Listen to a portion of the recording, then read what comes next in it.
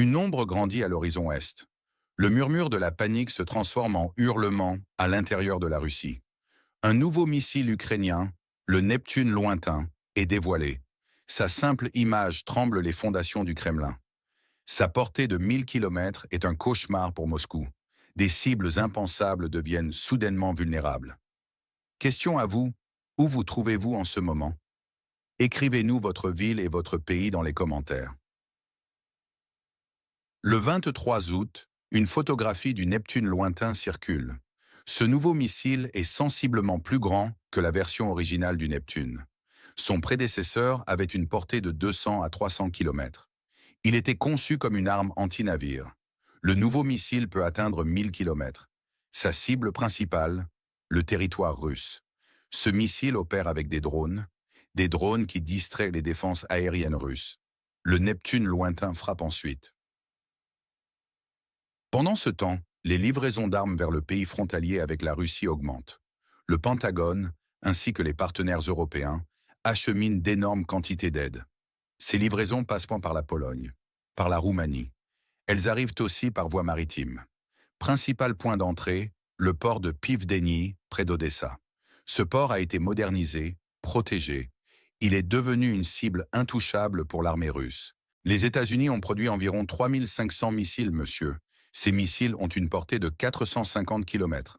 Leur charge utile est de 250 kg. Ils pourraient déjà être en route. La nation à l'ouest du Dniepr produit également ses propres missiles. Les Magawk, aussi nommés Flamingo. Leur portée est de 3000 km. Leur ogive pèse 1200 kg. Une surprise est également mentionnée. Un missile balistique ukrainien inconnu. Des informations non confirmées mais dévastatrices pour l'adversaire. Face à cette escalade, la Russie montre des signes de faiblesse. Ses blogueurs militaires, les Z-blogueurs, expriment horreur et fureur. Ils parlent de désespoir et d'impuissance. L'un d'eux demande « Pourquoi 120 navires naviguent et s'amarrent calmement? Pourquoi n'y a-t-il aucune entrave aux livraisons? Pourquoi ne les coulez-vous pas dans les ports ?» C'est un cri de trahison, un constat d'échec pour Moscou. Un autre s'interroge. Pourquoi les aérodromes et les ports qui reçoivent des armes existent toujours? Quand aurons-nous des réponses à ces questions? Pourquoi la nation à l'ouest du Dniepr peut-elle encore produire quelque chose? Pourquoi les usines de chars fonctionnent-elles? Où sont nos Kinjal? La colère monte dans l'appareil russe. Le gouvernement russe est accusé de faillite informationnelle.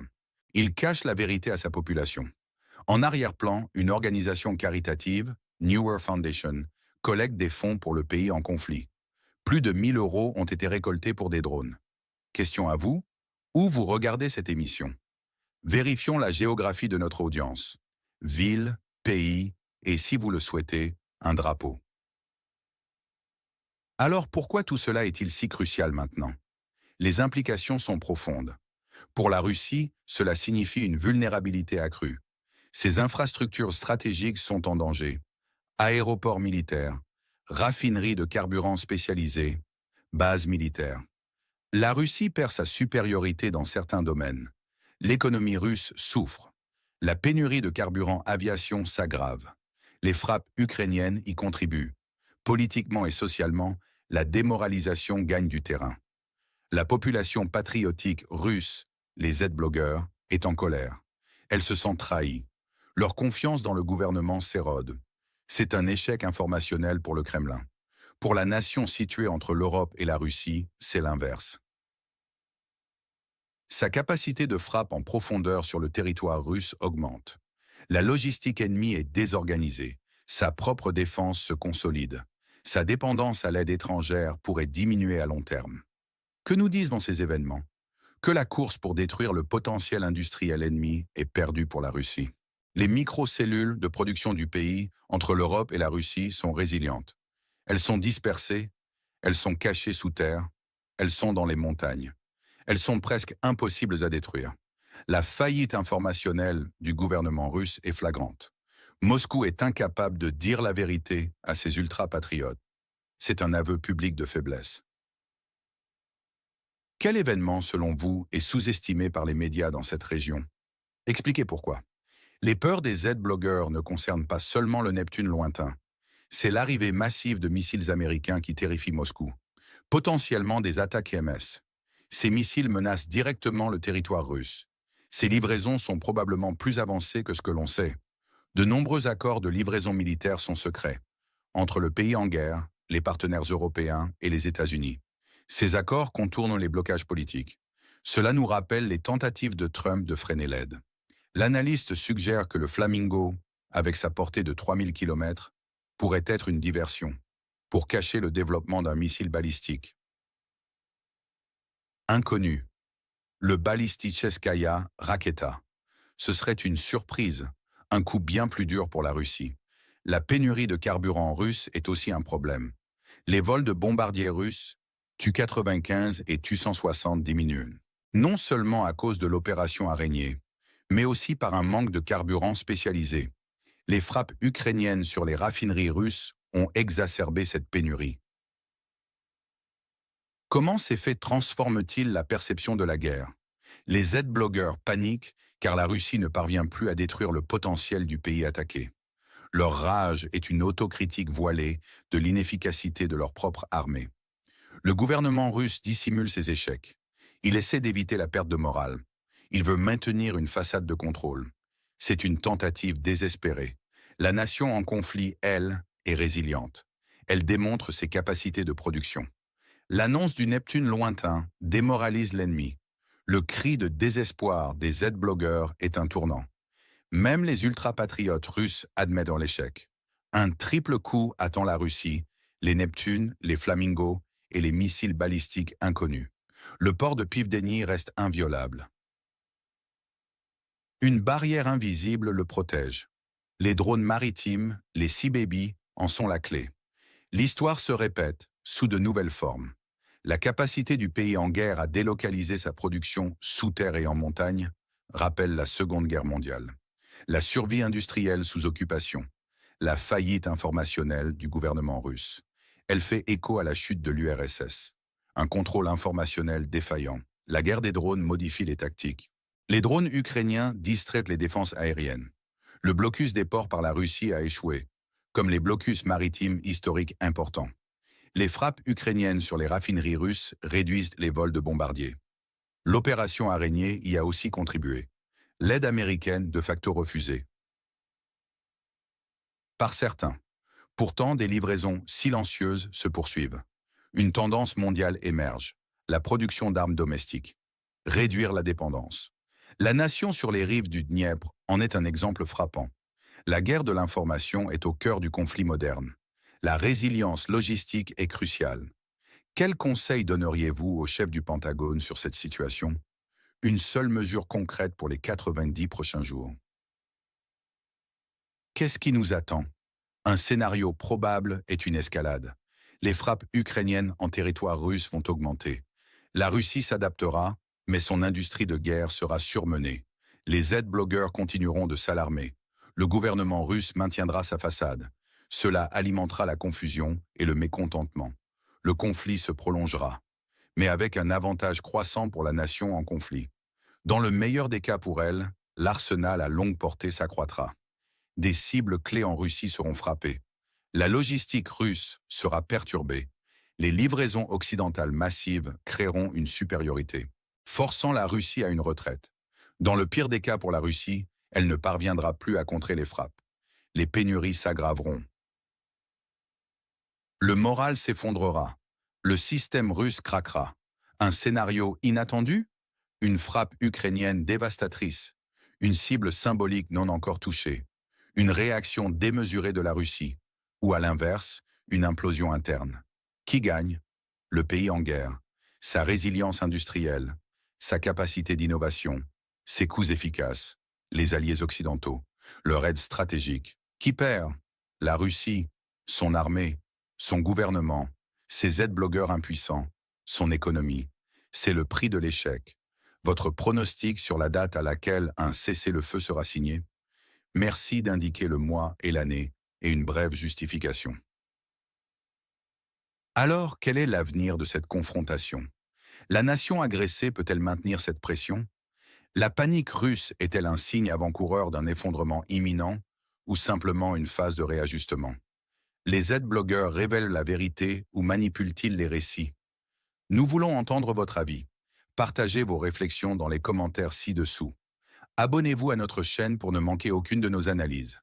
Activez la petite cloche pour les notifications.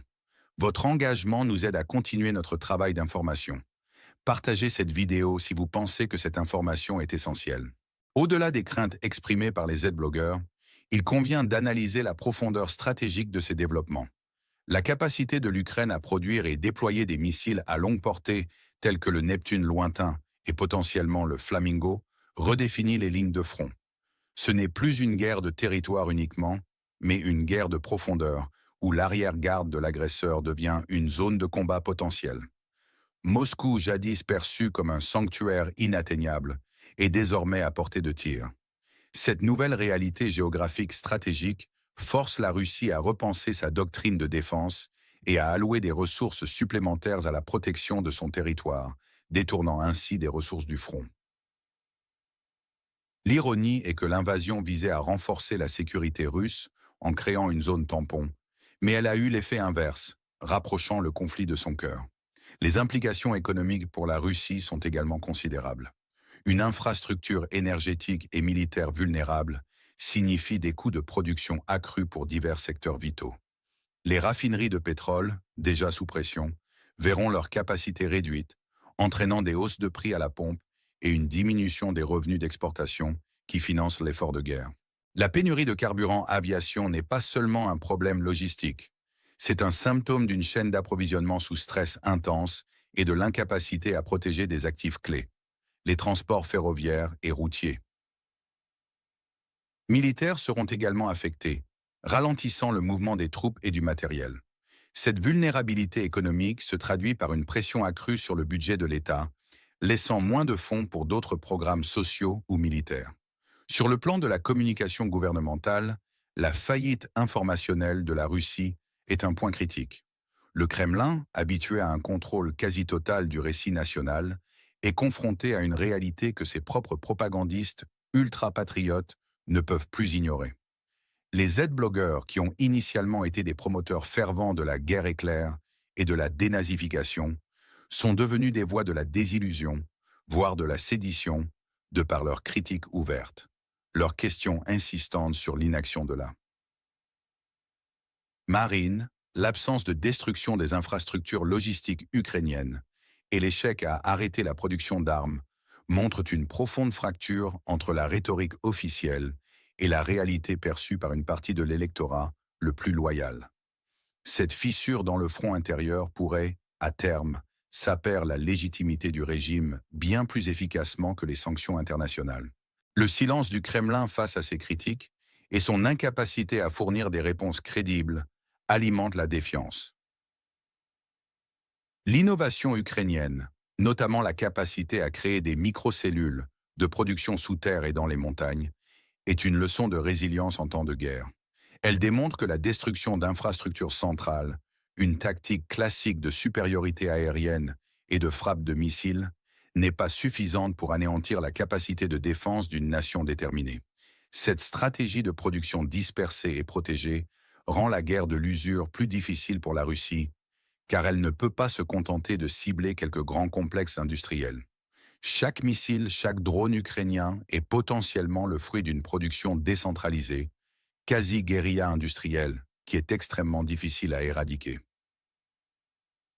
Cela remet en question les doctrines militaires occidentales elles-mêmes, qui ont souvent privilégié la concentration de la production pour des raisons d'efficacité économique. Le soutien occidental, bien que parfois critiqué pour sa lenteur ou ses restrictions, est aussi en train de s'adapter. Les livraisons silencieuses contournant les blocages politiques et l'accent mis sur la production domestique des nations alliées montrent une compréhension croissante que la dépendance à un seul fournisseur ou à des décisions politiques lentes peut être fatale. La France et l'Allemagne, entre autres, augmentent leur propre capacité de production d'armes pour garantir l'approvisionnement de l'Ukraine et la reconstitution de leurs propres stocks. Cette tendance à la relocalisation de la production d'armement est une conséquence directe du conflit et aura des implications durables pour l'industrie de la défense mondiale. Les États-Unis, bien que principal fournisseur, ont aussi appris l'importance de la chaîne logistique et de la diversification des points d'approvisionnement. Le rôle des drones, qu'ils soient aériens ou maritimes, comme les Sea Baby, est une révolution tactique. Ils ne sont pas de simples compléments aux missiles.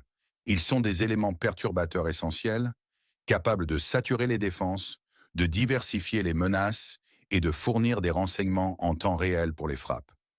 Le succès des drones maritimes pour sécuriser le port de Pivdeni et menacer la flotte russe en mer Noire est un exemple clair. Ils transforment des zones auparavant impénétrables en théâtre d'opérations actifs. La guerre est devenue asymétrique dans ses moyens, même si les objectifs restent conventionnels. L'aspect psychologique de la guerre est également essentiel. L'annonce de nouvelles capacités ukrainiennes, même si elles sont encore à petite échelle, a un effet démoralisant sur l'ennemi.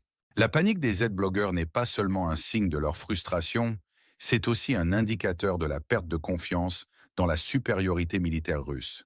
Leur voix, même marginalisée par les médias d'État russes, résonne auprès d'une partie de la population qui commence à douter des récits officiels. Le cri de désespoir est un signe de faiblesse interne, bien plus profond que toute attaque externe, car il remet en question la cohésion nationale. En examinant l'avenir, la question de l'escalade reste centrale. L'augmentation des frappes ukrainiennes en territoire russe est inévitable et forcera la Russie à des choix difficiles. Va-t-elle intensifier ses propres frappes en réponse, au risque d'une déflagration encore plus large, ou va-t-elle se concentrer sur la défense, ce qui serait un aveu implicite d'échec de sa stratégie offensive? Le scénario d'une frappe dévastatrice sur une cible symbolique russe pourrait provoquer une réaction imprévisible, potentiellement en dehors des normes militaires conventionnelles. L'imprévisibilité est devenue une constante dans ce conflit, rendant les pronostics encore plus difficiles. La résilience ukrainienne est le facteur clé, non seulement militaire, mais aussi social et industriel. La capacité à innover sous la pression, à maintenir la production malgré les bombardements, à adapter ses tactiques face à un ennemi plus grand est remarquable. C'est cette résilience qui change la donne, bien plus que tout système d'armes unique. Il ne s'agit plus seulement de la quantité d'armement, mais de la manière dont une nation mobilisait ses ressources et son ingéniosité face à l'adversité. Les alliés occidentaux soutiennent cette résilience et ne devraient pas la sous-estimer. En conclusion, ce nouveau chapitre de la guerre n'est pas seulement une question de portée de missiles. C'est une histoire de transformation stratégique. La Russie, initialement supérieure en nombre et en puissance de feu, est confrontée à une adaptation ukrainienne qui change la nature même du conflit. La panique des Z-blogueurs est le reflet de cette réalité déchirante pour le Kremlin. La guerre ne se déroule pas comme prévu, et la victoire est loin d'être assurée. La capacité de l'Ukraine à frapper en profondeur, associée à sa production décentralisée et au soutien occidental continu, crée un tableau où la pression sur la Russie ne fera qu'augmenter. Le temps, qui semblait jouer en faveur de Moscou, pourrait bien devenir son pire ennemi. Les prochaines étapes seront cruciales pour déterminer si la faillite informationnelle et la démoralisation russe conduiront à un effondrement ou à une adaptation désespérée. La détermination ukrainienne à défendre chaque centimètre de son territoire, même au-delà de ses frontières, est la force motrice qui menace la stabilité de l'adversaire. La guerre est entrée dans une nouvelle phase, plus profonde et plus complexe.